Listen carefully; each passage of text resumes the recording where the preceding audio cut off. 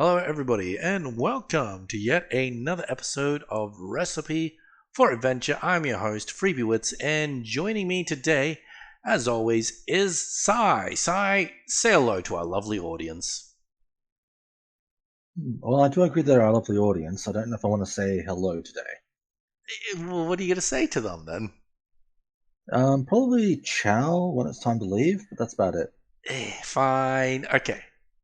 So, my question for you today hmm is hmm what kind of setting or scenario do you think deserves a tabletop adaptation? So, uh, let me explain myself. So obviously, I have an answer. you do. Okay, you Uh, know what? No, it, it, it's kind of a vague one because it's had stuff in the past, but okay. Dark Sun. I would really like fifth edition to bring us back a good version of Dark Sun to do for fifth edition. Oh, okay. So I've heard Dark Sun setting is a thing, and it's like a post apocalyptic Yeah, setting or something. I don't know too much it, about it besides there's a it's lot a of sand. yeah. It's post-apocalyptic. The general gist is a long time ago, some mages made a oopsie and supercharged the sun. Is that why it's called Dark Sun? Uh, kinda. The sun is the cause of the apocalypse for certain. Oh, Um, so it's not good. It's not a good sun. no. So imagine very like Mad Max environment or like Conan the Barbarian, where Okay. it's just like wastes and deserts. One of the big things is metal weaponry and armor is a rare thing to find. Ooh.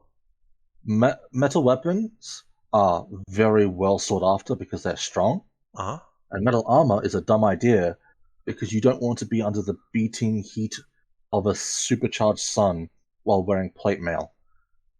This correct me if I'm wrong, but it just sounds to me that they're nerfing like non-magic classes in that case.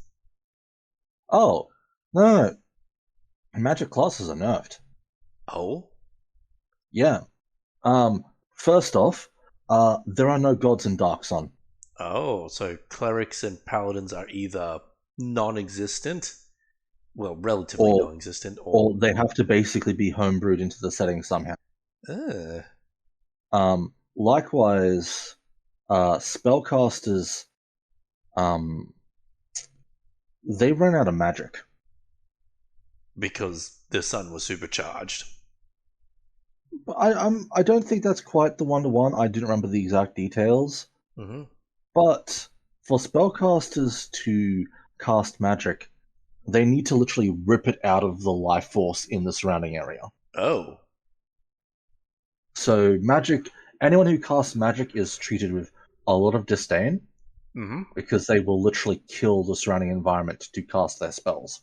So it's not just historical context of your kind ruined this world. It's oh god, your kind is still ruining this world. Yeah, and the world is ruled by several powerful mages Oh, who okay. basically control everything. It is Oh, not a very pleasant place. There's a lot of one so of the reasons why so a so lot of people. I'm not accidentally kidding when I literally say they're still ruining the world. Yeah, oh Huh. yeah, and it's an environment with a lot of like you know negative things. Slavery is a very big part of Dark Sun.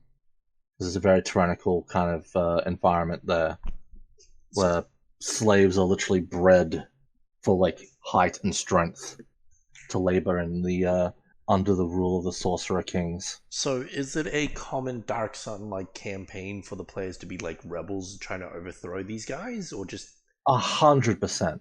That is like the number one Dark Sun fantasy huh. to like break out of the shackles of oppression and try to find some way to like either establish a new utopia for themselves or even if it goes for long enough, try to find some way to unseat one of the powerful tyrants that rule over what little fragments of society is left. Ugh. Okay. I called it. I freaking called it. Dark Sun's really cool. I really dig the setting, and I love the fact that, like I mentioned, there's no like metal armor.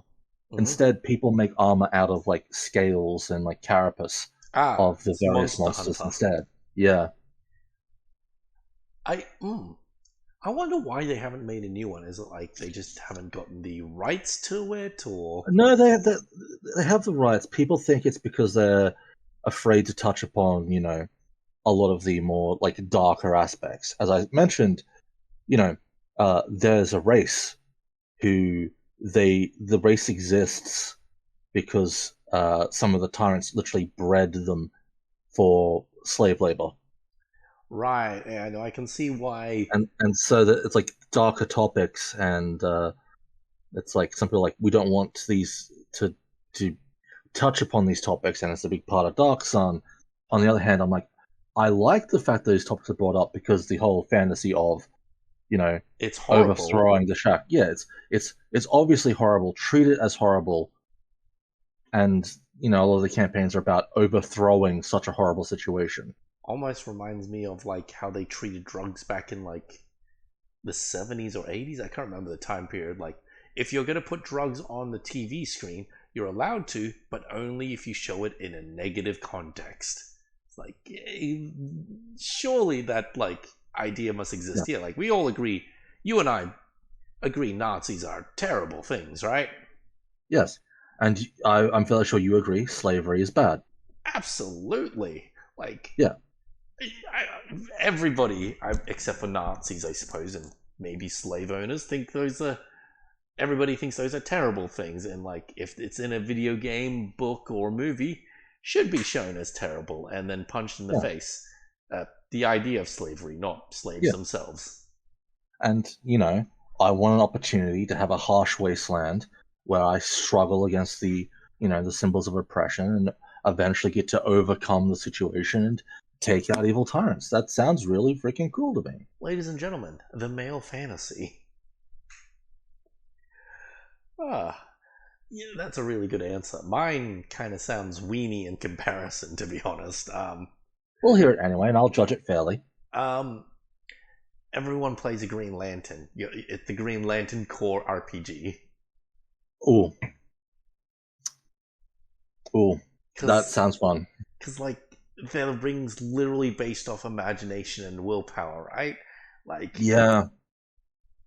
imagine that in a tabletop setting, I don't even know how you would do it, but yeah, right? that'd be fun. Right? I mean, I think I figured out how to do it with my own homebrew system. Shout out to uh, Cards Paper Action, but like I don't actually, I've never actually attempted it, so I don't actually know if it Yeah, would work or not. One day.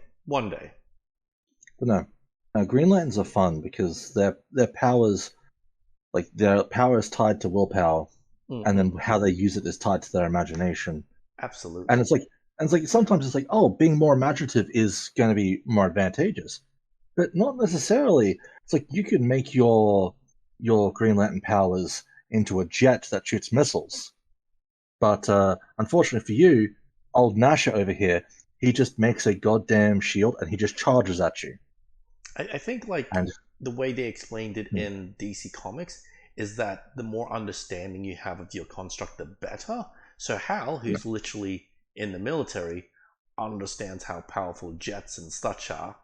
So yeah, like he can imagine it in more detail in working order. Because otherwise, if you and I try to imagine a jet, it would be a lot more hollow no, and not as yeah, effective, no matter how much yeah, willpower we had.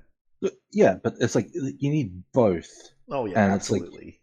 and you can excel at one and not so much the other, and Mm-mm-mm-mm. still do fine. Mm-mm-mm. All right, so moving on. So we have the salamander. Um, Hmm. oh shoot, I forgot. When slain, the salamander drops +1 focus here. The salamander also can drop, let's say, 3d8 intact salamander scales that can be used for alchemic purposes. You know, Okay. that makes sense, yeah. Yeah, just so that because we did mention that they can be used for fire resistance potions. Um, okay, so besides that, the cave contains broken tools that aren't worth anything. There is a vein of coal that would be worth something if somehow excavated, but the effort involved normally isn't likely worth it. Do we want to say there's any hidden treasure in here before we move on, or just leave it at the salamander stuff? Because I feel like the spear is pretty good. The spear's pretty good. But you know what I want to do? What's that? When I had time to think on it? We mentioned earlier that the village was home to the chain gang. Yeah, huh? I like the idea that the chain gang, occasionally when they return, use some of the mines as like storage locales for some of their stuff. Oh, And so I don't necessarily want there to be like actual like gold and jewels, but maybe a couple of like empty crates with the symbol of the chain gang on it. oh, okay. So like we put like a little, like a chest or something, or a crate somewhere. Yeah. Okay. I'll put a crate in here somewhere near the. Obviously, it looks like it hasn't been used for some time because. Okay, that's perfect. Oh, there we go. Hang on, I'm just gonna make it look a bit darker. There's a way to make the tint because it looks like it doesn't. There we go. Well, actually, Yeah. a bit darker would. Let's see how black goes. Do you think that color's good? Yeah, no, I'm happy with that. Okay. All right. There is also an empty crate with a symbol of a broken, just a normal chain on it, of a chain on it. I don't want to add too many like infighting or politics to the game. I want it No. to be fairly simple, like it's Dragon Ball Z. Gather all the bits and pieces and go home. Yeah, there's an empty crate with the symbol of a chain on it, and that'll let the players like, oh, what's that doing here, sort of thing. So, oh, you know what? We'll make it 2 crates.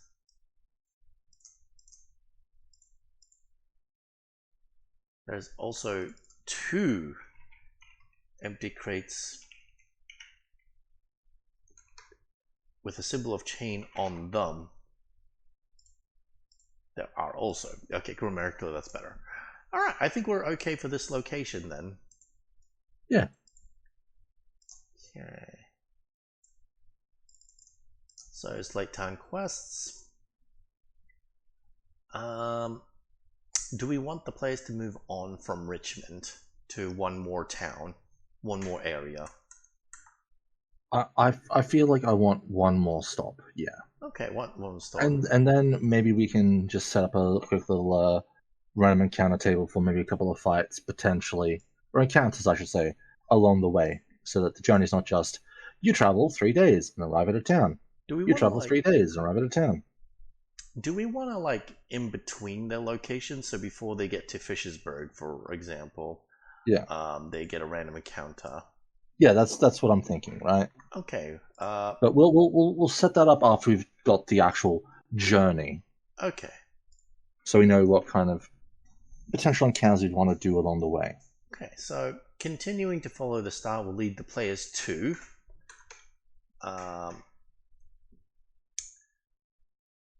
Ooh, you know what? We've had like a what do you call it?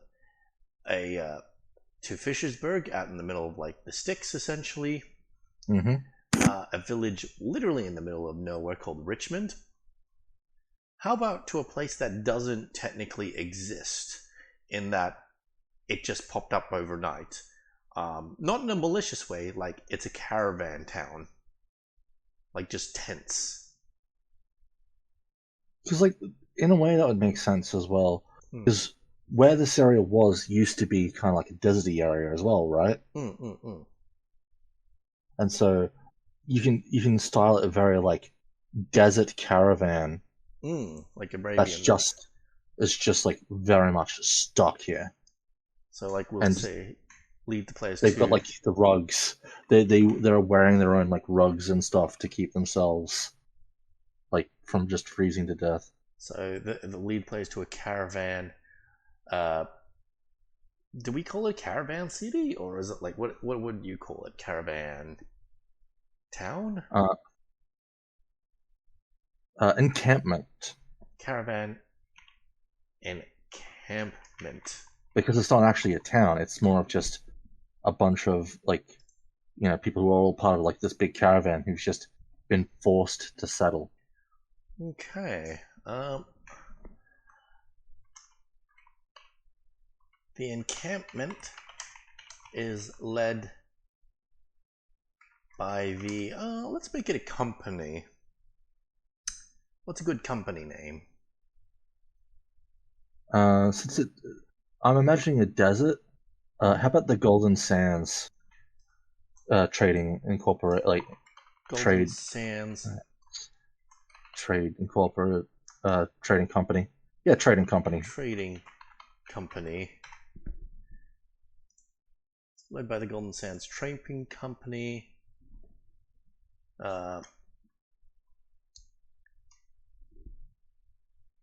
Okay. And we'll have to make an NPC like leader. Of course. Leader is named. Okay, so alright. When the players approach, they are hailed by the guards, and a man wearing a golden mask. Ooh, I like it. He loudly welcomes players to the Golden Sands Trading Company. So, like, well, okay, and introduces himself as their leader, the one and only, the most virile of all. Okay, it's here. I am at a loss for names. Well, I was just quickly looking up, just trying to find some Arabic names. Because I'm like, we're kind of going in the desert, like Arabian type of theming here. And I saw like Hamza, meaning lion. And I'm like, Virable, the mighty Hamza. Okay, so at this point, the players don't even real fun. Oh, with an M. Hamza. Oh, okay, I see. I want the players to not realize that they're in any danger yet, and I kind of want them to not even like admit it. Like if the players take everything at face value, they meant to stop here, sort of thing. But like mighty Hamza. Okay, so he explains they have much wealth to share and trade, but the water from the oasis is off limits. So I like the idea of they're stuck at the oasis that does refill with water, but they don't have enough water in reserve to actually move on without like dying of thirst. So that's why they're stuck there. Well, at this point, are they close enough to the Blizzard Dragon that there's actually snow here, or are we still in like sands? I'd say, you know what, like there's a bit of snow, and the lake, like the oasis, is like half frozen over, which is why there's not enough water. Yeah, so we might want to describe that quickly. Okay, so the oasis in the middle of the camp is half frozen, and I want to like give the players like, is that an insight or perception or survival check to determine there's not enough water. Yes. Yeah. Okay. So it's all those checks: sight, perception, maybe even wisdom. Well, like insight, perception, and survival all use wisdom. Oh, they do? Okay, never mind. Survival. DC, let's say it's a pretty hard one because, like, once again, these guys are essentially are bluffing the players, saying everything's okay. The only thing that comes off as weird is, oh, they don't want to share the Oasis. That's odd. But anyways, so let's say DC 15 with half the Oasis frozen over. There's not enough water to leave the area with this number of people before they die of thirst. Furthermore, there isn't enough trees around to burn for fuel to melt said ice.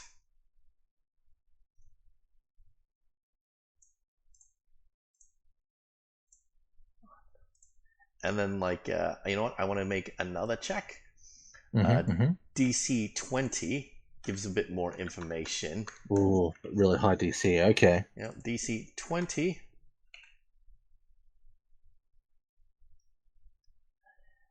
Assuming they could use fire magic, they wouldn't survive the night's biting cold if they used it to melt said ice. They simply aren't outfitted otherwise for the weather. Okay. Frozen. There is snow at the edges of the encampment. I'm pretty sure I misspelled that. No, it's spelled right, huh? Yep, it's all good. So, like, these guys have just been caught in a rock in a hard place, but they figured out, we can survive, but we're kind of screwed. So they're, like, kind of balancing all the resources. Like, we could use our fire magic to melt down the ice and get enough water, but then, like, the coming nights would kill us. So we have to use our fire magic to keep ourselves warm. And we don't have, like, the fur coats because we didn't think they'd be this cold around this area. So they're like, there's not much they can do. The players can upset this, though, and save them. Yeah. I immediately think of, like, jumper as well. The woolen jumper. Oh. Okay. That I'm fairly sure Hamza would be very interested in that. Oh, yeah. Okay, so I'm just gonna...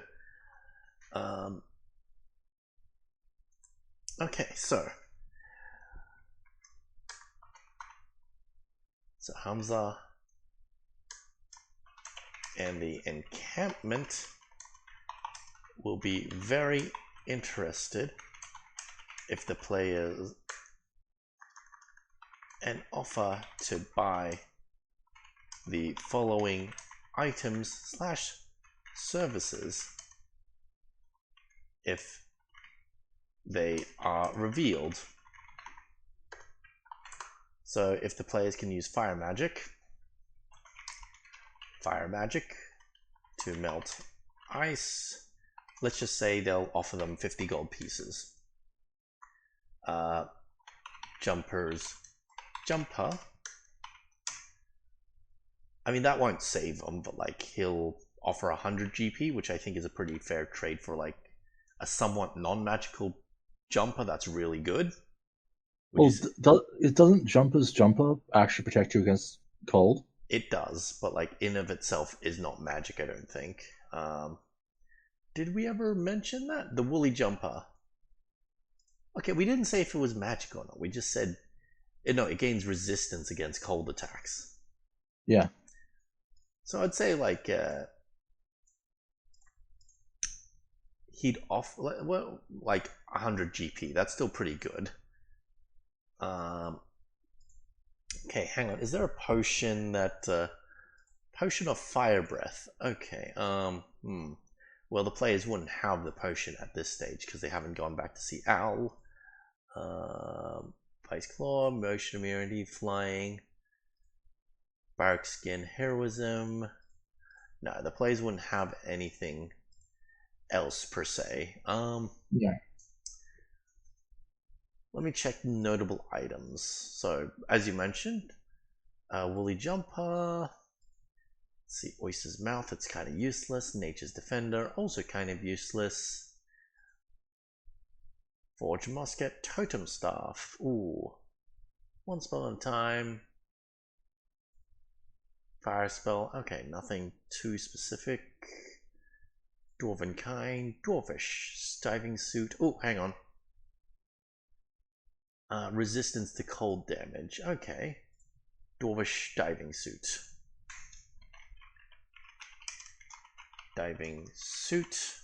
How much do you think they'd pay for this thing? Like this, the Dwarvish diving suit for many reasons would actually be worth a lot. Yeah.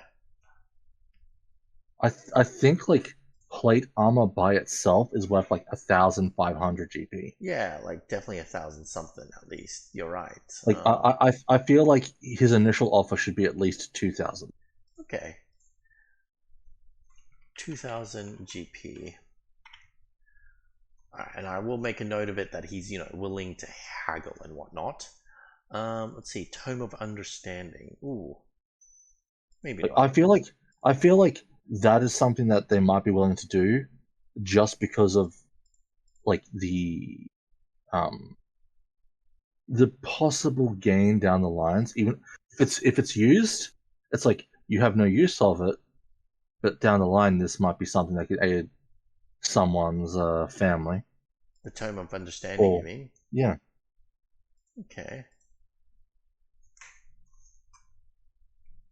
Like unused, it's not worth as much. Oh, sorry. Used, it's not worth as much, but unused, it's like that's pretty good. So do we want to have them try to buy it if it's used and unused, like Yeah, both? Okay. but just at different prices. Okay, so how much do you think they'll try to buy it if it's unused?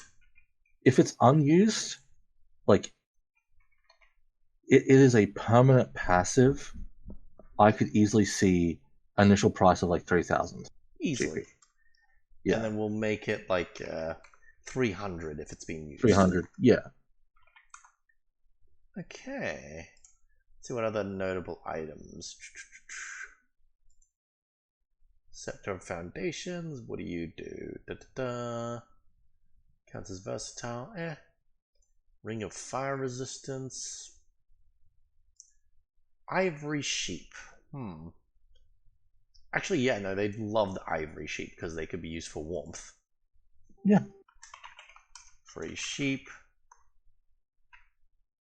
As a set, they'd be willing to pay, let's say, 600 GP.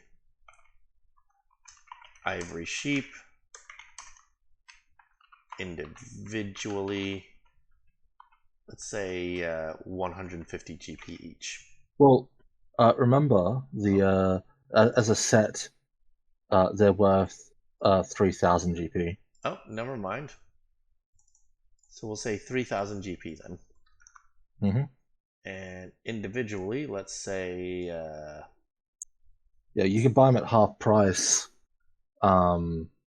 If you save jumper, so you could theoretically make 1,500 with that deal if you're willing to. Let's say like individually 600 GP, so players can still make a quote unquote profit off it. Ooh, the Salamander Spear that we literally just ran into. It's got it's a source of fire. Salamanders Spear. So let's say 500 GP for that thing. For that sucker. Okay. I'm going to move this. We'll take this little list to the right a bit. And the reason I'm going to do that, players with a successful DC-12, successful persuasion DC, like say, it's not too difficult, 12, increase selling price by, do we want to go as crazy as 50% to show how desperate they are? 50% if they beat like a DC 20. Okay.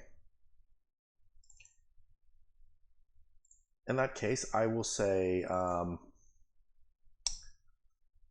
let's say DC 15, and then increase the selling price by 10% by each point above 15.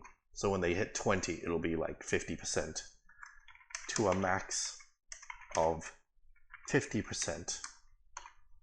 Just so that they don't like roll DC 30. Oh, yes. So I think, make that a 16 because it's 16 for 10, 17 for 20, 18 for 30, 19 for 40. Yep, I just realized. Yep, the maths. Yep. So to a max of 50%. I got you there. And then Insight DC 15, they're hiding it well, but they're desperate for these items for some reason.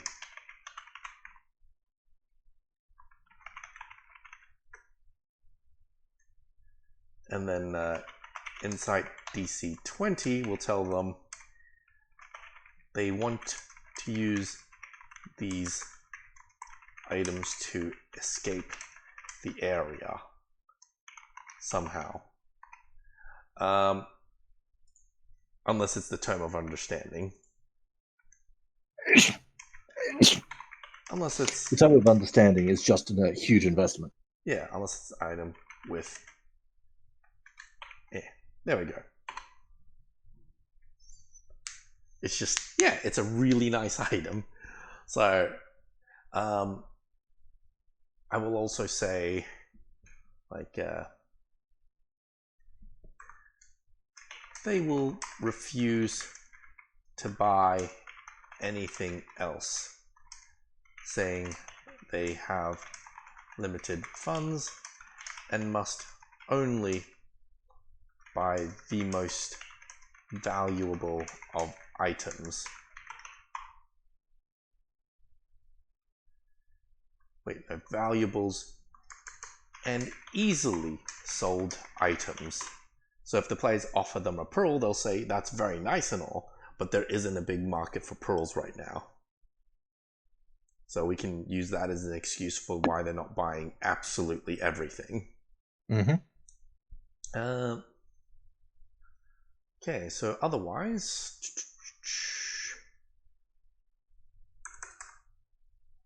Okay, do we want to... So this is called the Golden Sands Trading Company Encampment. Yep. Or the Golden Sands... The Golden Sands Trading Company will offer non-edible wares, because I want to make it sure, like very clear, they're not going to sell their rations. Yep.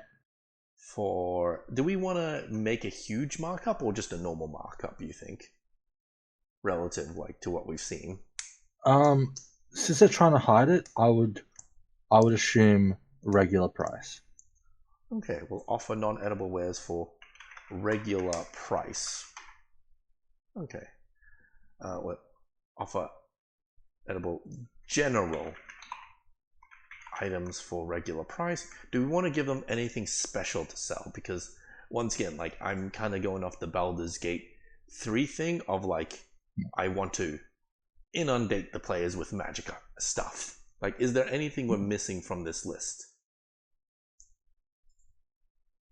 Of stuff that we can throw at players. Sell back. Yeah. Okay, so let's go through the classes quickly. If you just look at the notable items, um, I want you to tell me basically what is missing from this list, essentially. Okay, now cancel. Like at this point, you've basically covered every character in some way, shape, or form.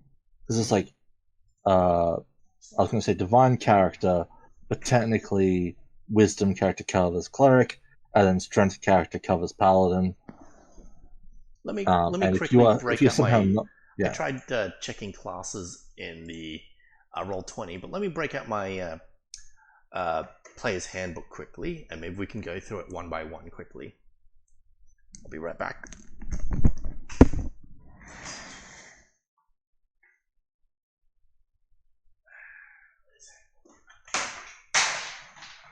Oh no. My wizard. Okay. Alright, I'm back. Alright, so. Alright, let's start off with Barbarian strength character. Damn it. Bard. Yep. Oh, it literally says Bard there, doesn't it? Yep. Cleric. Wisdom character. Dang it.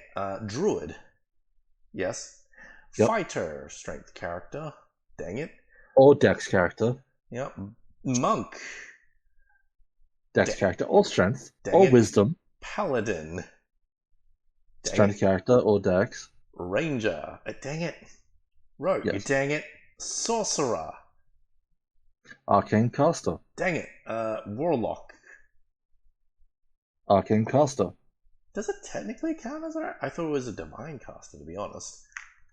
Huh. It's only really considered divine caster if you're like celestial warlock. Okay. And even then, you still use charisma anyway. And then wizard is an arcane caster. Dang it. Yeah. Well, that means we can just do whatever, right? We don't have to necessarily cater to any one particular. I mean, we're in the deserts, right? You want to go on a flying carpet? No. No, too powerful? Okay. I don't like giving out flight because it can really break things very easily. No, that's fair. That's fair. But when I think of like, when I think of like, you know, Arabic Nights and all this stuff, like I remember my fond memories of like watching Aladdin as a kid. Are you thinking of a genie? I don't want to give him a genie. No, I was going to say like one thing I remember fondly is that the weapons they use were all like, you know, the curved scimitars. Okay, yeah, sure. And I think a cool like scimitar could be good to give out. That's a good like offhand weapon potentially, or like a good dex weapon for those who use it. Could be very fancy, very cool. Okay. So you thinking just a magical +1 scimitar? Magical scimitar of some sort, yeah. I think that's just a good, like, solid weapon to potentially just give out.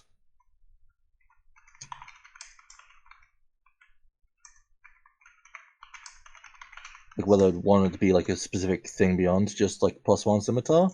Unsure. But I do like scimitars. Is there, like, a pretty simple scimitar that we could do that's just fancy? Ooh. Oh? Like a dancing scimitar? That's probably a little bit too good. But there's a +1 scimitar, but there's a scimitar that's like not even like a +1, but could be really cool for just flavor, for like the cool factor. Sure. So one of the enchantments from Xanathar's Guide is Moon Touched. Oh. And basically it means that in darkness, the unsheathed blade sheds moonlight, creating bright light in a 15-foot radius and dim light for an additional 15.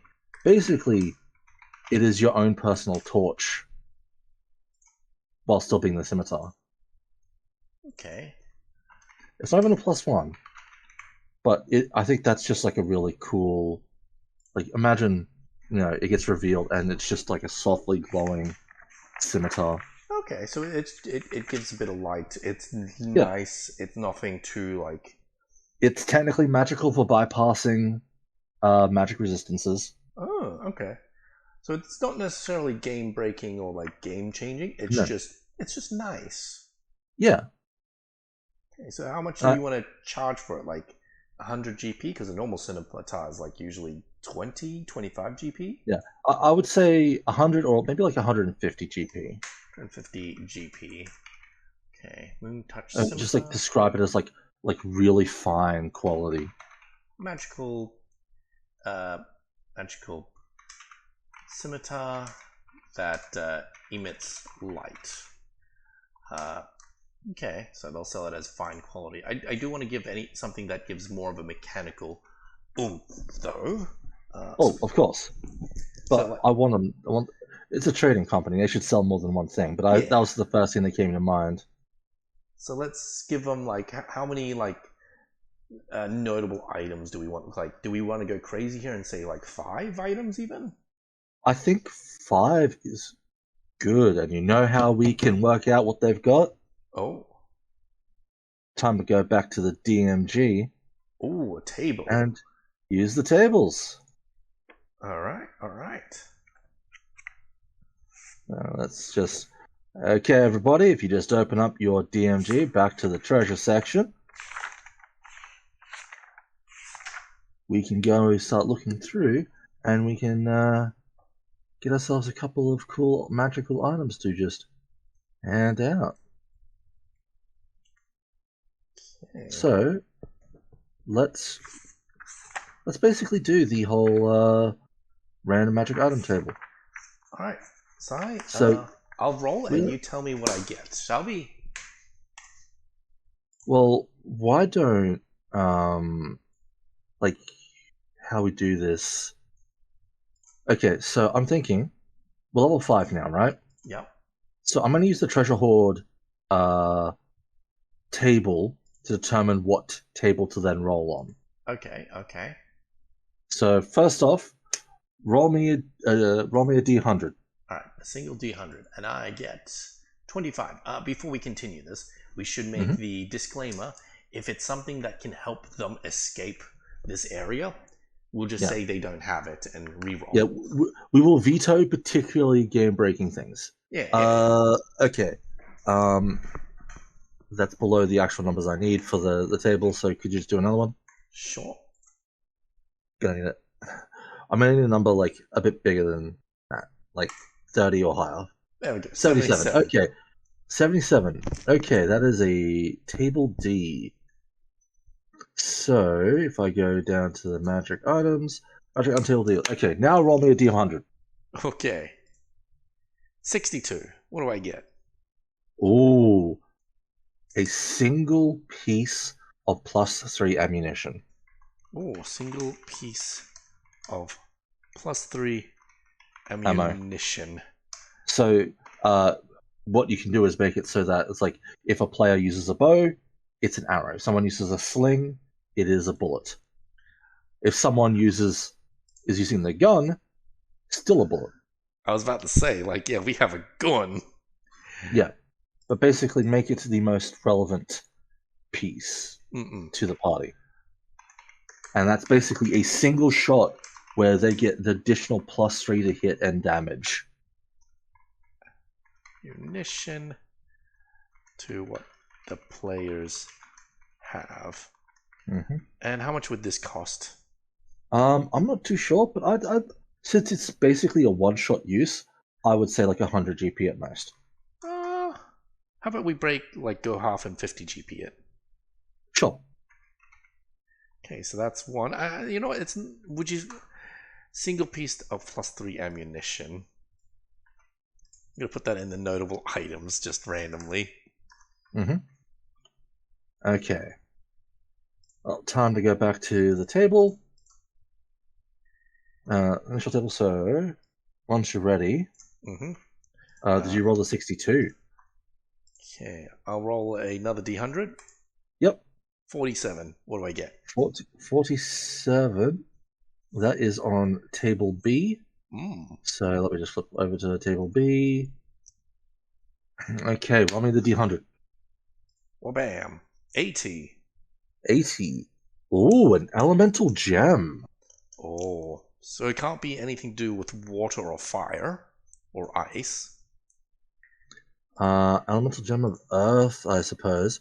So what this does is it's a gem. When you use an action to break the gem, you Yep. summon an elemental Ooh. of the appropriate type, as if you would cast the conjure elemental spell. So you basically get a air elemental, earth elemental, fire elemental, or water elemental. Oh. Okay. In this case, I think a yellow diamond for an earth elemental is like the easiest one to do without risking anything, right? Okay. When broken, summons an earth elemental. There we go. Mm-hmm. Okay, fourth item. What's our fourth Okay. item? I'll roll D100 again, I'm guessing? Yep. 8. No, that's a bit too low. You're gonna need a new one.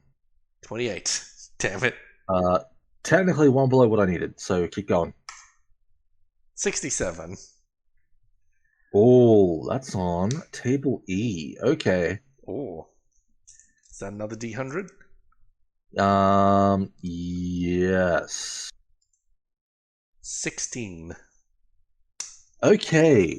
So, on table E, a spell scroll for an 8th level spell. Holy Jesus. Okay. So it's a one-use spell, and we get to pick the spell, so we don't have to worry about it potentially blowing up our universe. But it's basically like a sealed spell of incredible magic. Okay, let's both of us like quickly go through the player's handbook or, preferred almanac of magic. And Yeah. I found exactly which spell I want to choose. I believe we both have spells that we can think of. Yep. What one do you want? Let me just double check if there's one that I want more than the one I just saw. But it is powerful. Mm-hmm. Okay, let me just double check, read if it's way too powerful. Okay. A scroll of anti-magic field. Ooh. Because it doesn't Okay. solve their problem at all, but it is amazingly powerful, right? In a very, very specific situation. Mm-hmm.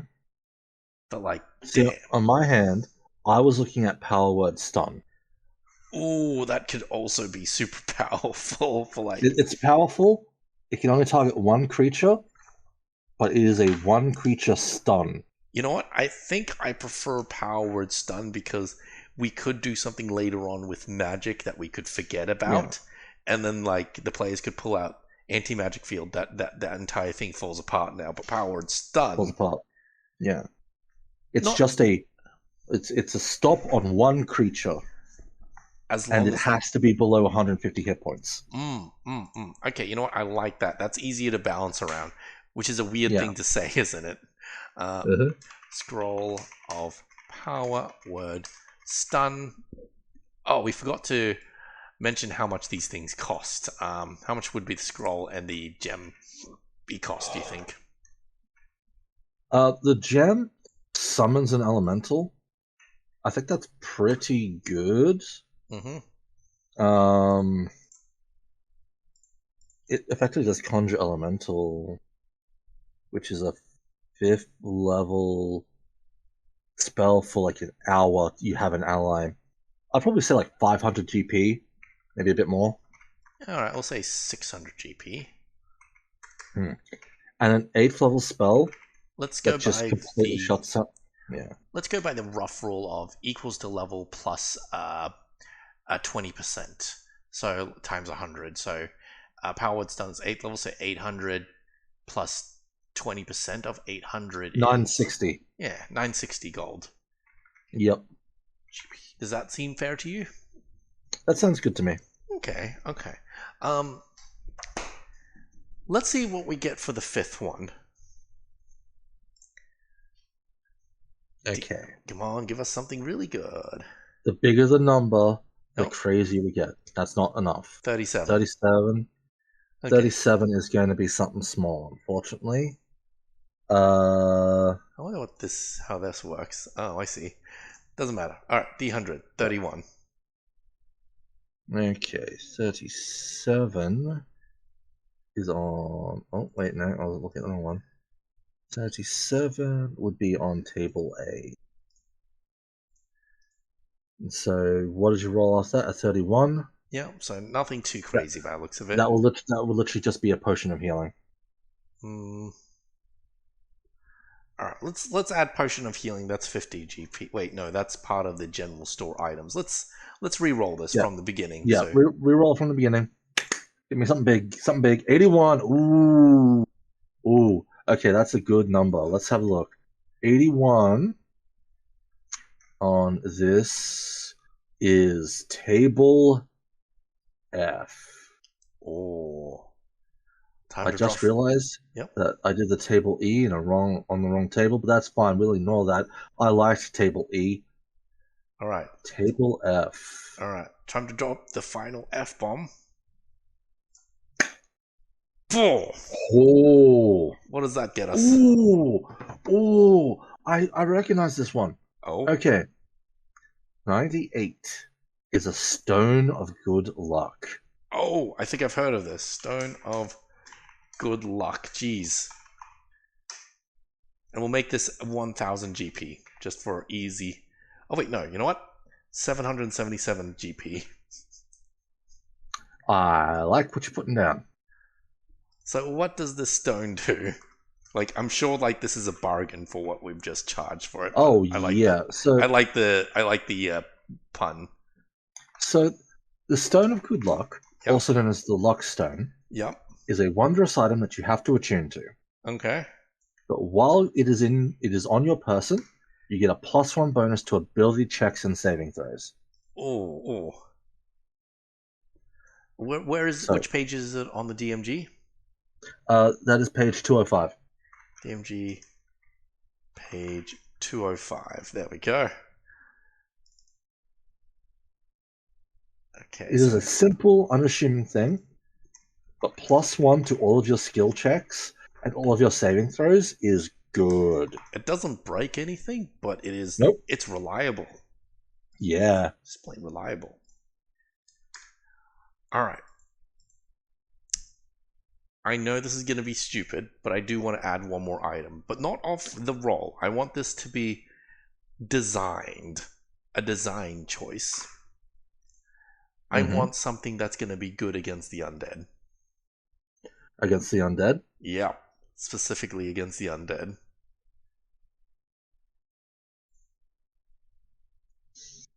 What would be specifically good against the undead? Oh, no.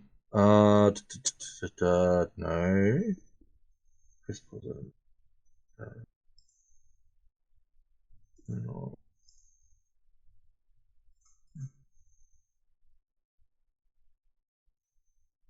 I thought that was one of those would do that.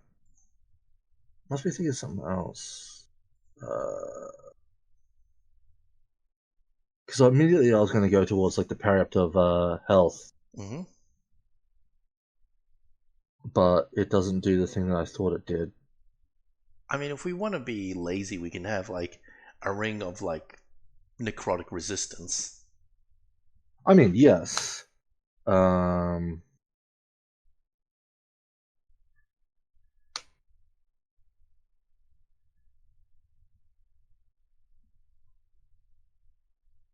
gosh, I'm just going through the list of magic items as per Roll20 now. There's a lot of apparatuses and armors, and I guess it makes sense, really. Guess there's stuff of undead slaying. Oh, there's an automatic rifle. Huh. Okay. Moving past that. Like, I know this isn't a complete list, but like, have you found anything else that's good against the undead? Well, I'm currently looking for something. Let's see if I can find it, but I cannot, unfortunately. Mm-mm. Because yeah, in terms of, I was looking for something that would stop you from losing maximum hit points. Mm-hmm. Actually, I should probably actually look for the term maximum. Uh, let's see if that's there because that's something that's really good. Maximum. Friend of Gen summoning, no. Climbing. Thought. Tome. And that's back to Black Razor. Let me see. Undead. I swear to God, if you Oh, find oh, like oh, a, oh, oh, oh. you find something specifically good.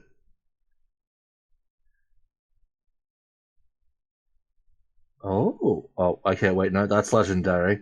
Don't want to give that. Damn, that was a really good effect, though. A mace. Ah, here we are. What'd you find? Oh, Mace of Disruption. Oh, And ironically is even more helpful than just the undead. oh, Mace of Disruption, eh? Let me have a open that up.